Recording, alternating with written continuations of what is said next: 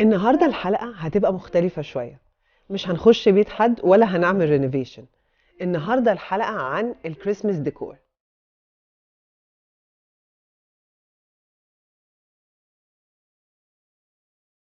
أول حاجة هتكلم عنها هي اختيار الشجرة. مهم قوي لما نيجي نختار الشجرة بتاعت الكريسماس اللي هنحطها في البيت ناخد في الاعتبار المقاس بتاعها. لازم نشوف مقاس السقف بتاعنا قد ايه، الحتة اللي هتتحط فيها الشجرة قد ايه، عشان نعرف نجيب الشجرة المقاس الصح. تاني حاجة عايزة اقولها لكم ان مفيش اي مانع ان احنا قبل ما نحط الشجرة نفضلها مكان في البيت.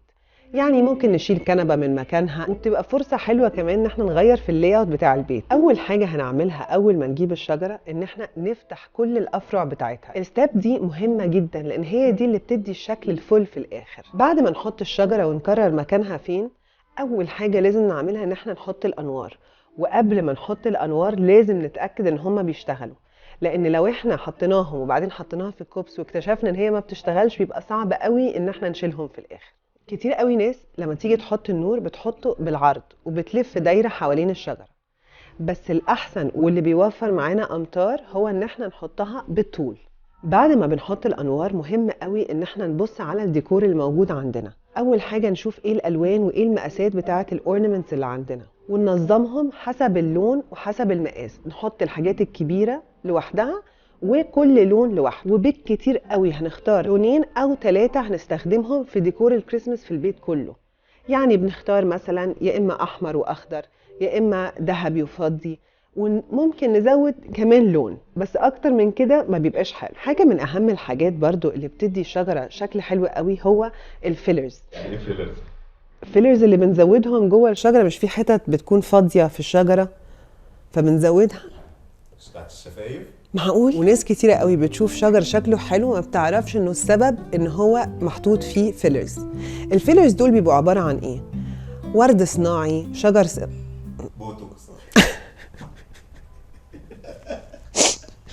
هموت. فيلرز بجد مش مصدقة. ازاي اقول ليفز صناعية؟ ورق خلاص عرفت، ده الباب. الفيلرز دي بتبقى ورد صناعي او ورق شجر صناعي، او احيانا بتبقى حاجات ما تخطرش على البال ولا على الخاطر. حاجه من الحاجات اللي انا استعملتها، ده كلب. انا مثلا حاجه من الحاجات اللي استعملتها كفيلرز كانت اللي هي الريشه بتاعه النظافه. الريش كان لونه ابيض ومدور، فانا حسيت ان هي هتبقى فيلر حلوه قوي في شجره الكريسماس. اول حاجه بعد ما نحط الفيلرز بنحط الاورنمنتس الكبيره، بنروح من اكبر مقاس ونخلي الصغيرين للاخر. وبحب جدا لما يبقى في حاجات على الشجره بتاعه الكريسماس personalized. هقولها ازاي بالعربي بقى؟ يعني مثلا نوفل، لاحظت ان بقيت بعمل لك كده كتير. بسأل السؤال وبعدين I got this. بحب قوي لما بيبقى في حاجة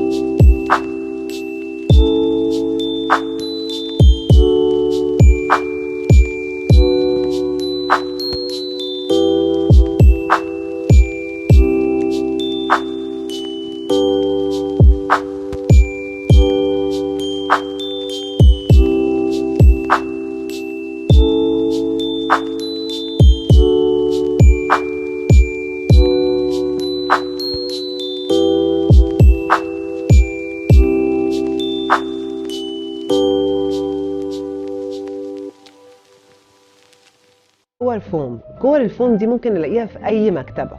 برضو نقطة مهمة جدا وبتدي شكل حلو قوي في الاخر لما بنعلق حاجات فوق الشجرة من السقف.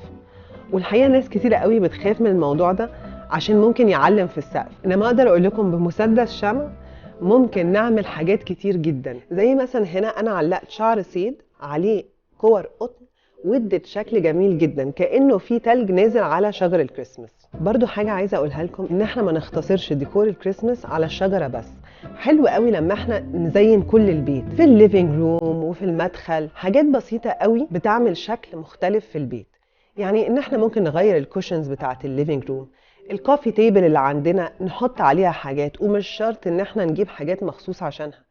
في ممكن ساعات يبقى عندنا ornaments قديمة من السنة اللي فاتت، وانس ان احنا حطيناها على الترابيزة بتدي شكل حلو قوي. ومهمة قوي لما نيجي نعمل الكوفي تيبل زي ما دايما بقول ان هي تقول قصة. يعني لما نيجي نحط الحاجة ما نحطش الحاجة بتاعت الكريسماس مع الحاجات التانية. حتى لو في فازة صغيرة عندنا على الكوفي تيبل ممكن نحط جواها كور الكريسماس وبتدي شكل حلو قوي.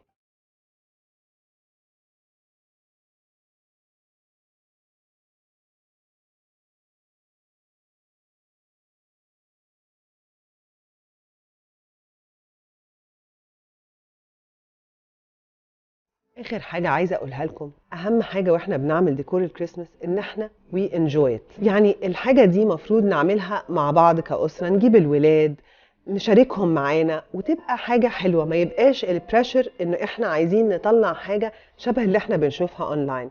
لان الاحلى من ان الشجرة تبقى شكلها مرسوم ان هي تعمل لنا ذكريات حلوة قوي. وكل سنة وانتم طيبين.